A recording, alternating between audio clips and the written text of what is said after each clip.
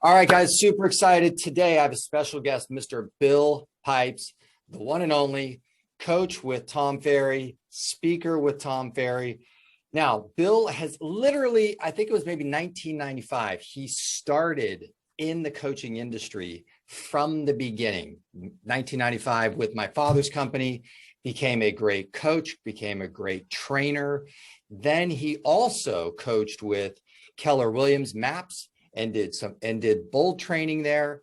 He's also run with his wife a mortgage company where they actually did Boomtown and did leads and actually closed a bunch of homes all across the country, worked with a great mortgage company, and also was a real estate agent in Salt Lake City for a hot second, which was fun.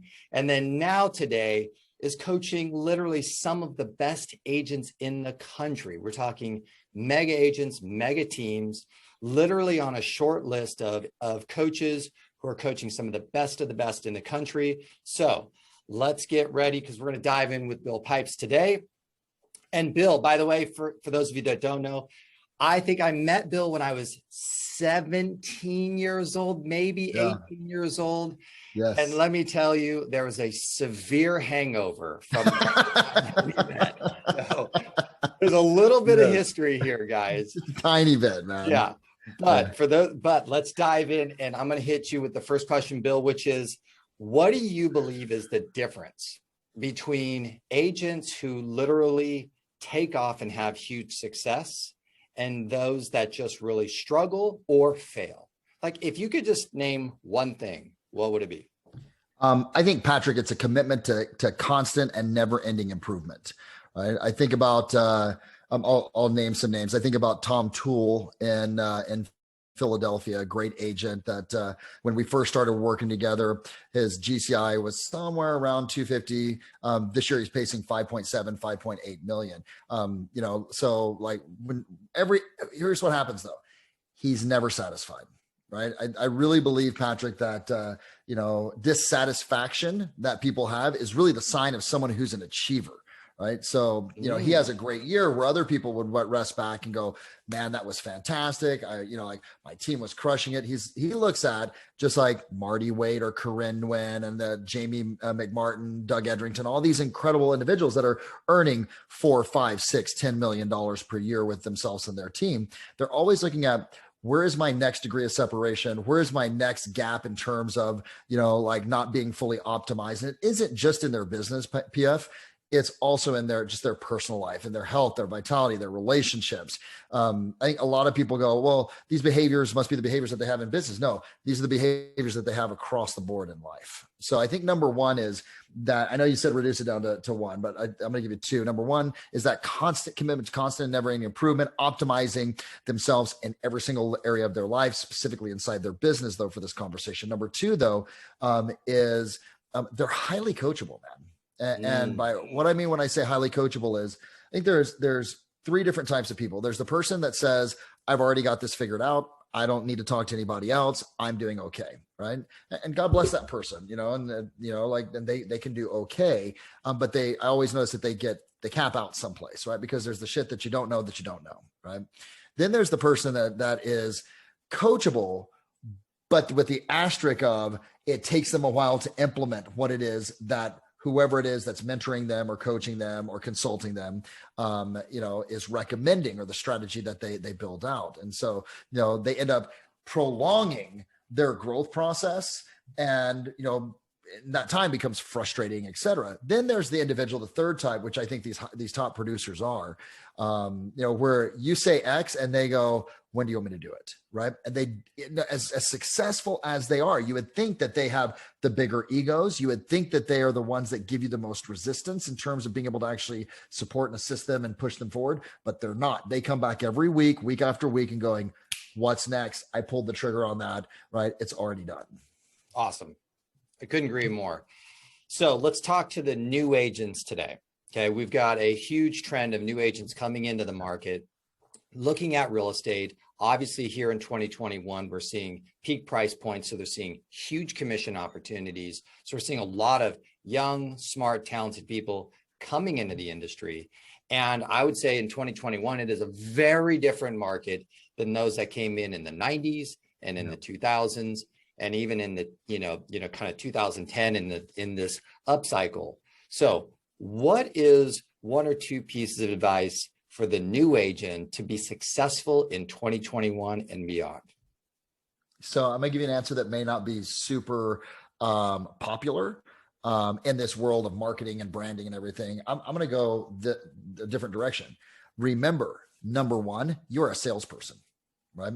Like, and if you look at the people, the level of success and failure that exists inside of real estate right now for a new agent that comes in, and there's been some debate on this number, but it comes in somewhere around 82 to 83% failure rate in real estate after 3 years.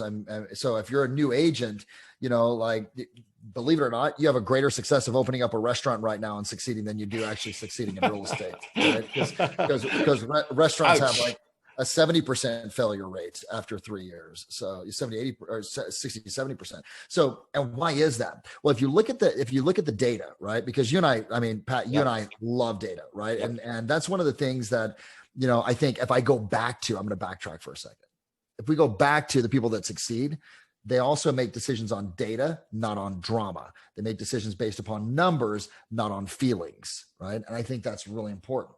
So if you look at the data that supports what I'm about to say, right? The data is about 20% of the people that get into real estate are coming from some other sales profession, right? It's about 19 to 21%, depending upon the year. Then you look at the success rate, which is somewhere around arguably 17 to 25%. That's a correlation. You can't ignore that, right? And so I see a lot of people that get into real estate and they want to be the Instagram, and here I am and I'm doing this, and all that is great to build your brand. But at the end of the day, you still have to have the sweat equity component of picking up the phone, building your skills. Even if the phone is like incoming leads and they're super hot, if you get on the line with them and you finally have a conversation or communicate via digitally, and you're not effective in the art and the science of communicating powerfully, which is what is sales, then you're not going to succeed. Or if you do, it'll be a fraction of what it is that you could actually accomplish in your career, whether it's the first year or the second year or the 10th or the 15th.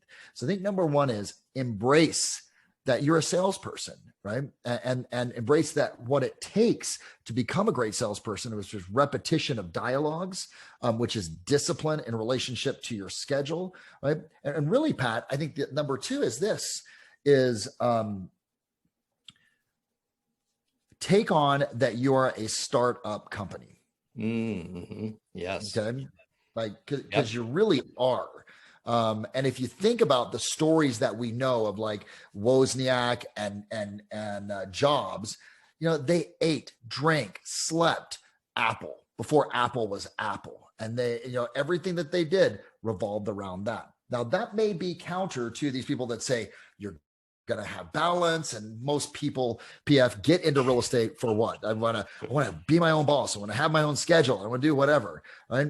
And I'm going to say, hey, if that's why you got into real estate, were those reasons, you're in for a little bit of a rude awakening, because the people that succeed grind the shit out of everyone else that doesn't, right? And Agreed. So as a startup, you're going to work long hours. You're going to put in a lot of time. Your first 30 to 60 days, you may not make a lot of money, right?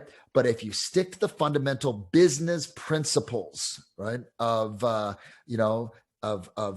monitor your behaviors, be disciplined with your schedule, build in your scripts and dialogues, embrace marketing to be able to drive your brand and create recognition, just fundamental business principles, then you're going to succeed when others are failing. I give you number three. Number three is this, and I learned this from your dad, and we got to give a big shout out to Mike Ferry, of because course, like you and I, had the privilege of actually being around arguably one of the greatest minds in real estate that has ever been seen, right? Yep. Okay, and for years. And your dad said this. He said, "Knowledge equals confidence, ignorance equals fear." Knowledge equals confidence, ignorance equals fear. So I would look at number three. That's number three, is you have to learn your market inside and out. You need to be able to talk about the communities, know the schools, have that high knowledge base to be able to deliver with certainty when a buyer or a seller asks you a question. You have an ability to be able to actually communicate, whether this is the right fit for them or not, or whether the market is crashing or not, or whether the market is going to continue to ascend. So know your marketplace and understand and study the numbers of your market so that you can talk intelligently about it, so that you can develop that confidence from other people. How long do you think, for a new agent who's really committed, how long do you think it really takes the average to be kind of profitable? I love your analogy of the startup, because the reality is, in a startup, you aren't profitable for a while. Mm-hmm. And there's this, and that's to be expected. If you're profitable in the first 6 months to a year, like, that's amazing. But most people are taking loans and getting money and sweat equity and grinding their face off for 1 year, 2 years, 3 years. And then there's like this, explosion. So for the new agents out there, context, because I'd hate to see people who kind of came in the business with high expectations, and in the 6 months, they were the right talented person for the industry, but their expectations were off.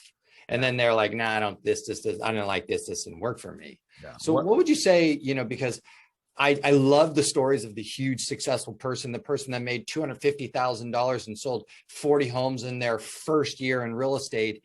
And I'm like, I see like maybe, 1% of them doing that. And I see, 80% of the rest kind of figuring it out. So what's your advice on, kind of how long it takes to really earn your position as a real estate professional in this industry, where you can say, yep, this is my career?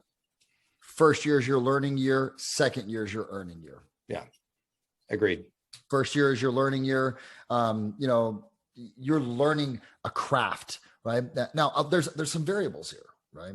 I think number one is, if you got someone that is sitting on a database, a sphere of influence that they know that they're really tied in with, they've lived in the marketplace their entire life, that person is going to have a higher propensity to be able to actually experience profitability sooner, right? Yes. Because and number two, it really depends upon, are they doing the things that they need to do based upon their business plan that they've built out and the actions that they need to take.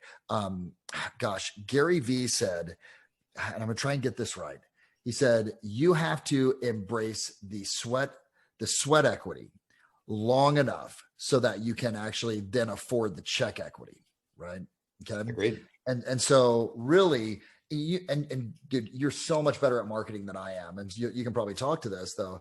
I mean, if I'm a new agent, I start Google pay-per-click, 12 months away, I'm probably going to start, I can get some right now, the occasional anomaly that is like happens to hit my site, but those are going to be 12 months out.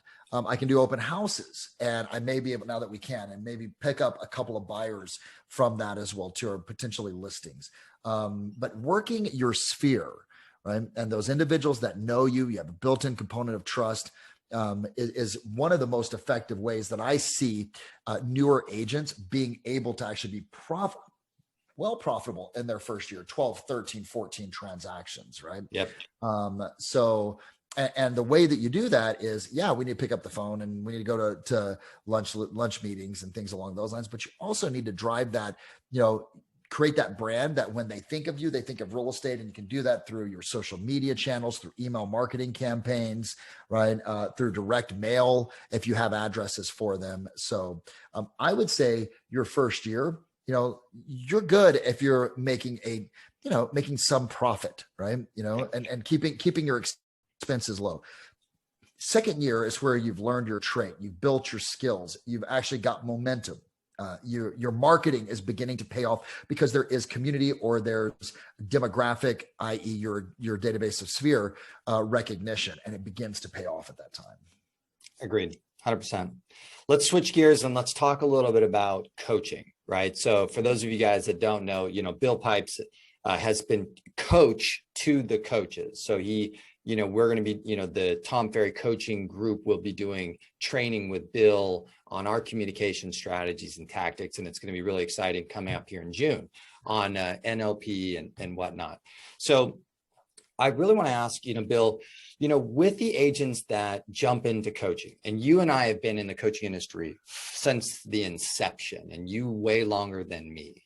What do you think is the difference between the agent that comes into coaching and literally is like, that didn't work for me, that doesn't work, I don't like the coaching, and whatever reason they say, usually sometimes they blame it, and then sometimes they kind of take a responsibility but go defeatist, and they go, it was just too overwhelming, I'm going to just go implement everything I learned, and they kind of play this game. Versus those, where just, that come in and have explosive growth over time. What would you say is the ingredient there between unsuccessful and successful in coaching? Believe it or not, number one, what I'm going to say is get the right freaking coach, right? Because tell me more about that. Yeah, for sure. Because nowadays in the real estate environment that we're in, just about anyone who does 5 or 6 transactions seems to put that tag on themselves and say, I'm now a coach, right? Exactly. And unfortunately, it's bastardized the name coach, right? In fact, when people ask me, what do you do? I say, I'm a business consultant inside the space of real estate, because when I say coach, people go, oh, you're a life coach, you're this, because it seems like everyone is attempting to be able to be that, right? And we can dig in a different time to why that is. Yeah, but that's a very good caveat for the general audience, right? Yeah. Coaching used to be an exclusive club that you earned, right, in the 90s and in the early 2000s, and now today, basically everyone's a coach, in the real estate industry. And so this is, yes, choose the right coach is a great step number one. What else? Listen to Tim Grover, right? And just to wrap that up, and if you guys haven't read the book or listened to it, Winning, this is the guy that was the personal trainer for Kobe Bryant, Michael Jordan, Dwayne Wade, Charles Barkley, and the list can go on and on. I mean, if you haven't listened to Winning, it's absolutely fantastic. But he said, the way that you succeed is this. The way that you succeed is find people that have done, and you and I know this, Pat, done what you want to do, done it successfully, done it for a period of time, and then surround yourself with them, hire them, or figure out what they did and then do it. So, anytime, and I've had some of the best coaches, best consultants, best business mentors in the world, from your dad to Gary Keller, to Tony DeCello, to Monica Reynolds, to your brother Tom, right? They've all produced the shit that I want to. And so, number 2, find the right coach. Number 1. Number 2 is, once you find that person, it's 3 letters that you got to remove. EGO. You've got to take your ego of, I know how to do this, or I'm afraid to do this, because ego shows up 2 different ways, right? It's like, I know how to do this. I'm already doing okay, right? Or what if I do and it doesn't work, et cetera? That's both different sides of the coin of the ego. Or I've tried that, I've heard about that, and it doesn't work. Yeah, totally. The human mind generalizes. What is it that Matthew says? I went and pet the dog bit me, therefore all dogs bite. Yeah, right? Exactly. So, but the inherent trust that a client puts in me to be able to support them, right, is based upon a track record of success. So when you find that person that is willing to invest in you, and whether you're paying for it or not, you have to surrender what you know and be able to embrace what they're teaching you. That's why I started with number 1, because if you don't have that implicit trust that this person has been there and done, Phil Jackson won a championship with the New York Knicks, right?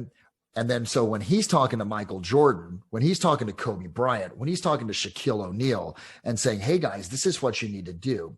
it's because he's tactically done it himself and can look at the game from a different level. And then therefore they can trust and put their egos aside to be able to follow what it is that he's asking them to do. Yep. So I think it's that surrender to the system, surrender to the process, surrender to the strategies that person is asking you to do, and realize this. I mean, this is how I've always worked with my ego. Because I remember Monica Reynolds. I mean, a big shout out to Monica. Freaking love her to death, right? Monica Reynolds calling me out on something one time, and I remember thinking, man, F you, Monica. You know, like, you don't know what I. And then she took me through, and I went, God, she was right. You know, and like, luckily made the change, saved my team, etc. Right? But it took me going, she's done more than me. She's produced more than me. She's done this with multiple people. I need to surrender to what she's telling me. Awesome. Let's go. One more. Okay. How do you recommend in this industry? So many people are going to have to do the thing that they don't want to do, that they're uncomfortable to do. They're going to have to, take that next step that is really challenging for them. What's your recommendations for people who are really struggling to make change, add, adjust, change, and or kind of do the thing that they're uncomfortable? Great question. So 7 years ago, I had the chance with Tom Ferry to have dinner with Darren Hardy, not far from where your house is. I think it's called the Beach House or in Cardiff. In Cardiff, right?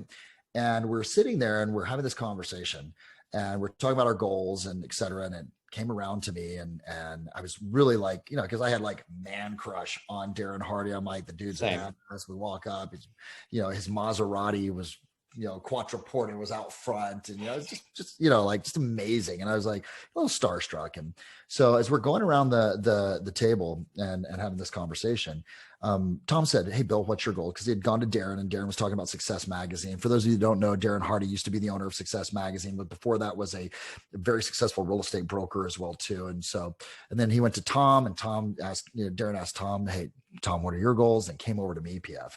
And I remember sitting there going, "Oh God, get this right," and I said, I've got X, Y, and Z, A, B, and C. And Tom said, "Well, why do you want to do that?" And I said, because of 1, 2, and 3.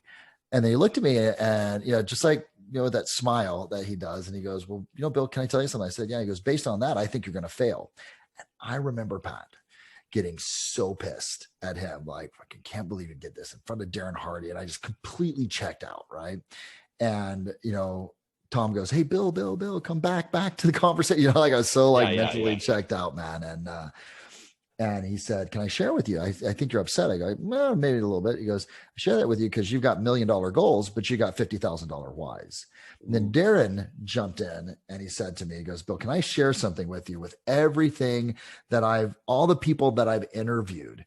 And he's in, like, remember Success and the CDs, and it was like Richard Branson, Oprah Winfrey, Elon Musk, and I listened to every single one of them. Every single one of them, man. And when someone like that, by the way, that's a coaching moment for me, right? So my ego, which had flared up, I was willing to put it aside, surrender, right? You can see exactly what I'm talking about. I said, yes. He said, "What I've learned from all these individuals is that normal people do the things they want to do on the days they want to do it." And he said, extraordinary people, like the ones that he talks to and interviews, have figured out a way to be able to do the things they don't want to do on the days they don't want to do it. I say that again, extraordinary people figured out a way to do the things they don't want to do the days they don't want to do it. And so I naturally asked him, "Well, how do they do that?" And he said, they've got a burning, passion, a why that borders on an obsession, right? Whether it's Elon Musk and what it is that he wants to do in terms of conserving the environment and being able to save the planet, or Oprah Winfrey being able to bring, awareness to so many issues. They are so passionate about that when the why is big enough, the how will always show up. You'll always figure out a way. And I found, PF, that, the question was, how do you do something that you don't want to do? Right.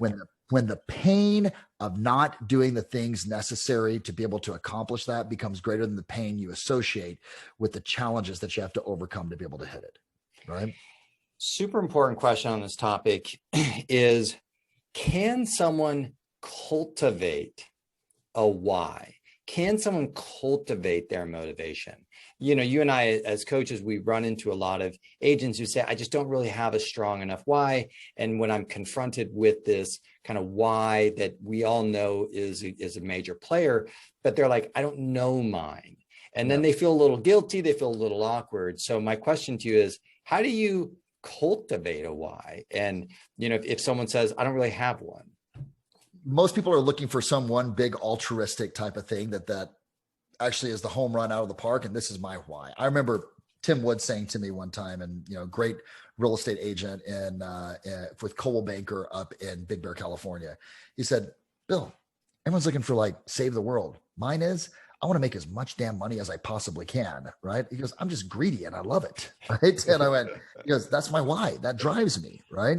And so I think number one is it doesn't have to be something that someone's going to write in a book and go, oh my gosh, Patrick Ferry's why was this. And typically it's a number of things. You know, for me, my why obviously is being able to be an example for my kids, right? For my son, Liam, and my daughter, Sophia. My other why is, you know, to be able to actually be the type of person and man that attracts into his life an amazing, loving woman that I can actually build an empire with. My why is to be able to inspire people. Like I always wanted to be a teacher. You know that, you know, I was in college to actually teach comparative literature, right?